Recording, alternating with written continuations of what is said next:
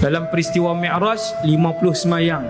Nabi turun langit ke-7, ke-6, turun jumpa Nabi Musa. Nabi Musa tanya, wahai Muhammad, berapa solat? 50. Wahai Muhammad, umat aku dulu pun semayang juga dan mereka tak mampu buat 50. Pergi minta diskaun.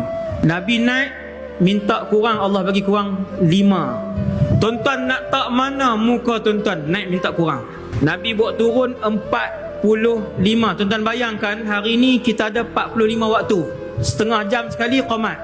7.30 semayang, 8 semayang, 8.30 semayang. Nabi turun langit, satu langit ke satu langit ke satu langit. Semua Rasul tak kata apa. Nabi Musa panggil, wahai Muhammad, berapa? 45. Patah balik. Umat kamu tak mampu buat. Jasa Nabi Musa. Tetapi pengorbanan, tanggung malu Rasulullah sallallahu alaihi wasallam. Nabi naik, wahai Allah, kurangkan untuk umat aku. Turun, Nabi naik, Nabi turun, Nabi naik, Nabi turun, Nabi naik 9 kali.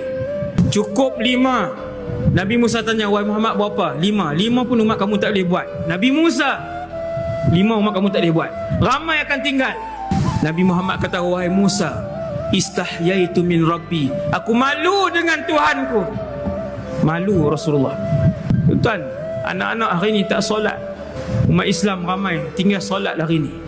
70% umat Islam di Malaysia tak solat sempurna 5 waktu. Inna lillahi wa inna ilaihi raji'un. Kita tahu kisah ni, kita tahu